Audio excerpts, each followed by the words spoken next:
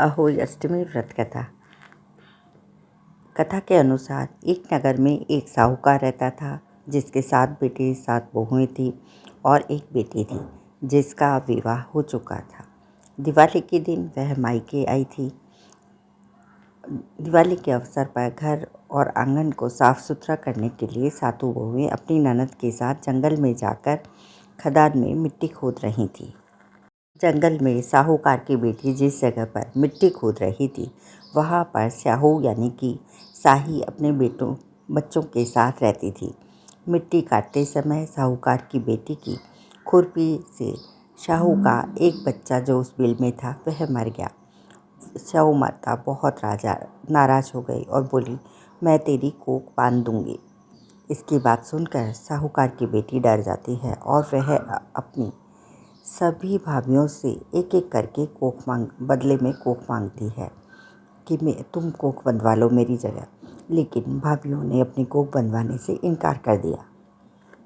लेकिन छोटी भाभी ने सोचा, अगर मैंने कोख नहीं बंधाई अपनी ननद की जगह तो मेरी सासू नाराज़ हो जाएगी। यह सोचकर ननद के बदले छोटी भाभी ने अपनी कोख स्याहू माता से बंधवा ली। इस घटना के कुछ समय बाद ही जब उसकी छोटी भाभी के बच्चे होते तो वह 7 दिन के बाद मर जाती। ऐसा करके उसके 7 संतानों की मृत्यु हो जाती है। तब वह एक पंडित को पूरी बात बताती है और उससे उपाय पूछती है।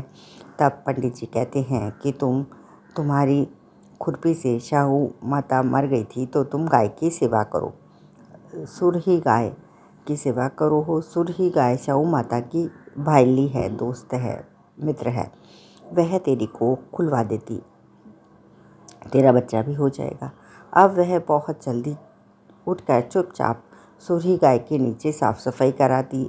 सुरही गाय ने सोचा, रोज़ सुबह मेरी सेवा यह कौन करता है, आज देखती हूँ।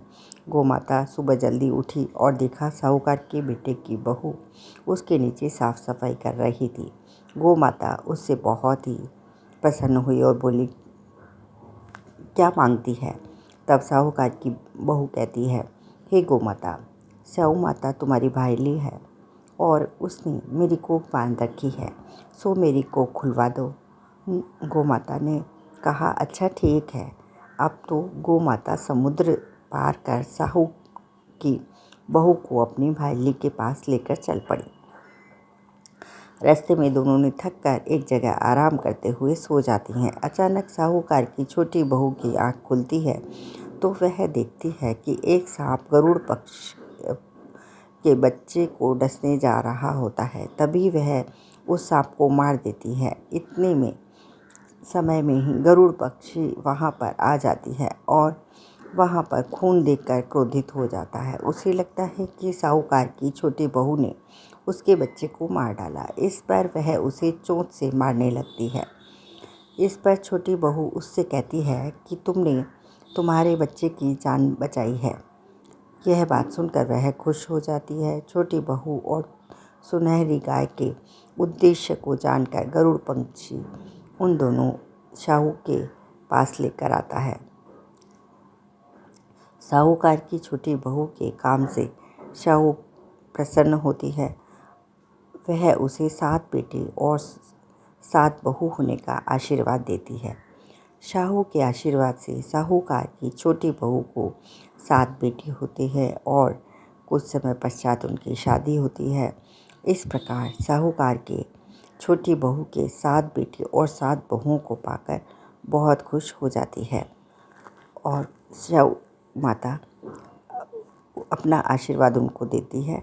तो यह कहानी व्रत करने से और कथा सुनने से बच्चों जिनके बच्चे नहीं होते उनको बच्चे हो जाते हैं और जिनके संतान बीमार होती है, कमज़ोर होती है, वह भी स्याहू माता के आशीर्वाद से, माँ भगवती के आशीर्वाद से सब ठीक हो जाती है। तो स्याहू माता की जय। जय भगवती माता।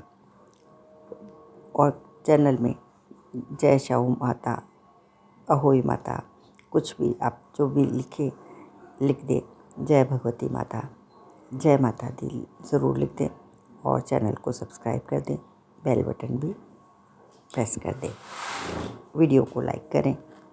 जय अहोई माता।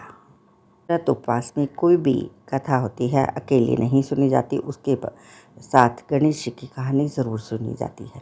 तो इस कहानी का भी पूरा फल तभी मिलता है, कोई भी व्रत की कहानी, व्रत उपवास की जो कथा होती है उसके साथ गणेश जी की कथा अवश्य सुनी जाती है।